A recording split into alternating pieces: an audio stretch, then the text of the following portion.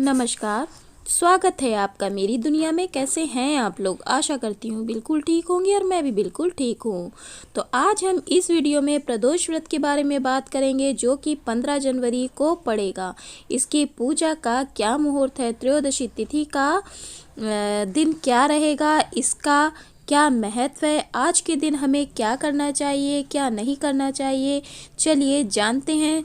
जानने से पहले अभी तक अगर आपने मेरे चैनल को सब्सक्राइब नहीं किया है तो नीचे दिए गए सब्सक्राइब बटन को हिट कर दीजिए, बेल आइकन को दबा दीजिए, ऑल में क्लिक कर दीजिए, जिससे मेरे वीडियो के सारे नोटिफिकेशन आपको मिलते रहें। तो चलिए शुरू करते हैं अपने वीडियो को। हर माह में 2 बार प्रदोष का व्रत पड़ता है, एक कृष्ण पक्ष में और एक शुक्ल पक्ष में। दोनों ही पक्ष के व्रत अपने में महत्वपूर्ण होते हैं। शास्त्रों के अनुसार जो व्यक्ति आज के दिन व्रत व पूजन भगवान शिव का करता है तो उसकी सभी मनोकामनाएं पूर्ण होती हैं और मरणोपरांत वह व्यक्ति शिव धाम को जाता है। जब प्रदोष का व्रत शनिवार को पड़ता है तो उसे शनिवारा प्रदोष कहा जाता है। शनि प्रदोष में भगवान शिव के साथ साथ शनि भगवान का भी पूजन किया जाता है और शिवलिंग में काले तिल अवश्य ही चढ़ाए जाते हैं। शनि प्रदोष शारीरिक रोगों से लड़ने की क्षमता देता है, धन धान्य को बढ़ाता है और पुत्र का सुख भी प्रदान कराता है। हर दिन के हिसाब से प्रदोष के व्रत को जाना जाता है और रवि प्रदोष, सोम प्रदोष जैसे कि भौम प्रदोष और सबकी अपनी अपनी मान्यता होती है। हर मनोकामना के लिए अलग अलग दिन से व्रत को उठाया जाता है। इसका पूजन प्रदोष काल में किया जाता है। कहते हैं कि प्रदोष काल में भगवान भोलेनाथ साक्षात विराजते हैं और व्रती की सभी मनोकामनाएं पूर्ण करते हैं। आपकी जिस प्रकार की मनोकामना है तो उसी दिन से प्रदोष के व्रत को उठाएं और फिर आने वाले सभी प्रदोष आपको व्रत रहकर भगवान शिव का पूजन करना है। पौष मास के शुक्ल पक्ष का प्रदोष व्रत 15 जनवरी 2022 को पड़ रहा है। इस दिन शनिवार होने के कारण इसे शनि प्रदोष के नाम से जाना जाएगा। चलिए अब जान लेते हैं कि त्रयोदशी कब से कब तक रहेगी।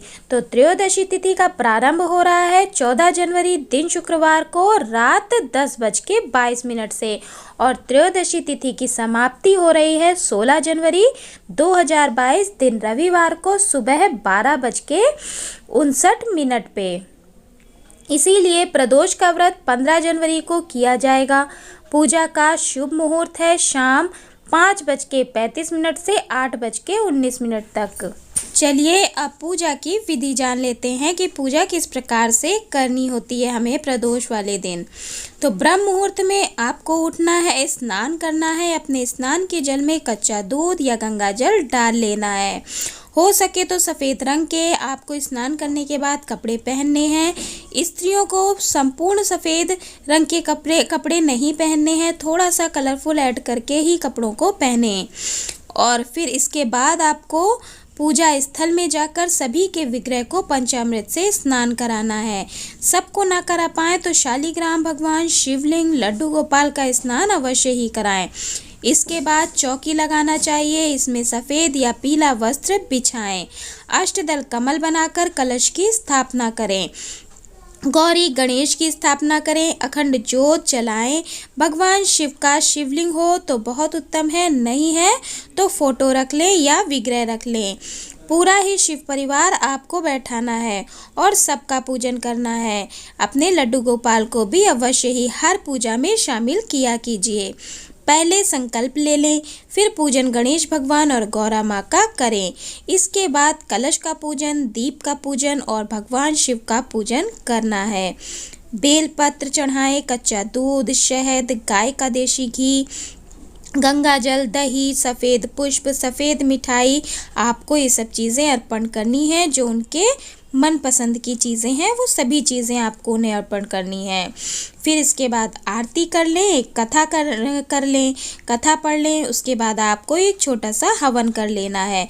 जैसी आपकी क्षमता है उस प्रकार से हवन कर लें। पूरा दिन व्रत रहना है। अगर निराहार रह सकते हैं तो बहुत ही अच्छी बात है, नहीं रह सकते हैं तो फिर आप जूस इत्यादि या दूध है फलाहार करके व्रत को संपन्न कर सकते हैं। फिर आपको जो मेन पूजा है वो प्रदोष काल में करनी है। वो मेन पूजा आप जाके जहाँ पे शिवलिंग है, मतलब कि शिवालय में जाके भी आप कर सकते हैं। अगर जाकर करते हैं तो अति उत्तम है, नहीं जा पाते हैं तो घर पे ही जो आपके शिवलिंग है उनमें भी आप अपनी पूजा को संपन्न कर सकते हैं। तो आपको सुबह के टाइम आप नॉर्मल पूजा भी कर सकते हैं, कोई आवश्यक नहीं है कि आप विधिवत पूजा करें, लेकिन आपको प्रदोष काल में विधि पूर्वक ही पूजा करनी चाहिए। हो सके तो जैसा कि मैंने बताया शिवालय में चले जाइए, नहीं जा सकते हैं तो अपने घर पे ही आप पूजन कर लीजिए। आपको पूजन करने के बाद परिक्रमा ज़रूर लगानी है। वहाँ पर बैठकर जैसे मैंने सुबह का पूजन बताया है उसी प्रकार से आपको पूजन करना है और जाप करिए, पाठ करिए। कुछ नहीं तो ओम नमः शिवाय की एक माला अवश्य ही करिए। शाम की पूजन जब आप कर लेंगे तो इसके बाद आप व्रत वाला भोजन कर सकते हैं। मतलब कि जैसे कि आप दही पराठा खा सकते हैं, मीठा दही, और एक अन्न आप खा सकते हैं। ज़्यादा आपको कुछ नहीं खाना है, नमक वगैरह नहीं खाना है, तो इस चीज़ का ध्यान रखिएगा। शिवलिंग के पास आपको अवश्य ही जितना हो सके उतने दीपदान करने चाहिए, पूरे मंदिर में दीपदान करने चाहिए। और दीपदान का बहुत ही अधिक महत्व होता है हर एक त्योहार में, या किसी भी बच्चे का, आपके बच्चे का बर्थडे है उसमें, या फिर किसी भी व्रत में। तो दीपदान अवश्य ही किया करिए। अपनी क्षमता के अनुसार मंदिरों में जाकर दीपदान किया कीजिए, उसका अलग ही आपको फल प्राप्त होता है। प्रदोष का व्रत करने से ऐसा कहा जाता है कि आपके सारे पाप नष्ट हो जाते हैं और आपके कष्ट कटते हैं। तो प्रदोष का व्रत आप अवश्य ही कीजिए, लेकिन इतना आप ध्यान रखिएगा कि या तो आप एकादशी का व्रत उठाइए या फिर प्रदोष का व्रत उठाइए। दोनों व्रत आपको एक साथ नहीं करने हैं, क्योंकि ये व्रत आगे पीछे होते हैं। कभी कभी सेम टाइम पे, जैसे कि आज एकादशी का पड़ा और कल प्रदोष का व्रत पड़ गया, इस तरह से भी पड़ जाते हैं, तो फिर आप वो व्रत संपन्न नहीं कर पाएंगे। तो इसीलिए दोनों व्रत एक साथ नहीं उठाए जाते हैं। जब आप एक व्रत का उद्यापन कर दें तभी आप दूसरे व्रत को उठाएं। तो ये होती है विधि पूजा की। चलिए अब थोड़े से उपाय जान लेते हैं कि आपको क्या क्या आज के दिन करना चाहिए। शिव चालीसा का पाठ अवश्य कीजिए आज के दिन। शिव तांडव का पाठ अवश्य कीजिए। हो सके तो शिव महापुराण आप पढ़ें या फिर किसी भी पंडित जी से पढ़वा सकते हैं आप, क्योंकि शिव महापुराण काफ़ी लंबी होती है तो एक दिन में उसको संपन्न करना मुश्किल है। वैसे पूरा दिन पढ़ी जाए तो हो भी सकती है, लेकिन आप को पूरा दिन नहीं पढ़ना है। आप एक दिन से शुरू करवा के 15 दिन 20 दिन में, जितने भी दिन में शिव महापुराण खत्म हो जाए, कंटिन्यू आप उसको करवाइए।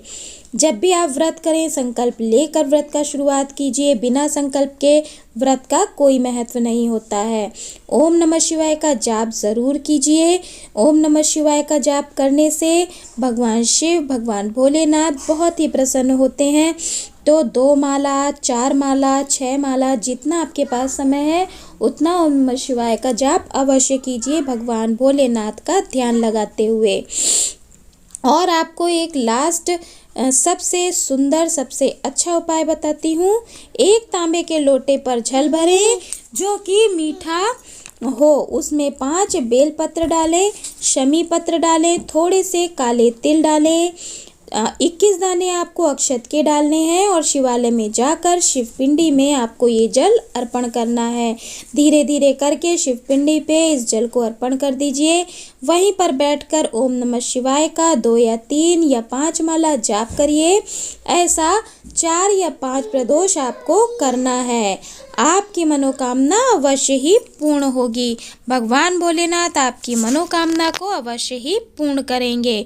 और एक जब विश्वास होता है तो विश्वास के साथ अगर आप किसी भी कार्य को करते हैं तो आपके कार्य अवश्य ही बनते हैं। कभी देर से बनते हैं और कभी जल्दी बनते हैं, वो हमारे प्रारब्ध पे डिपेंड करता है।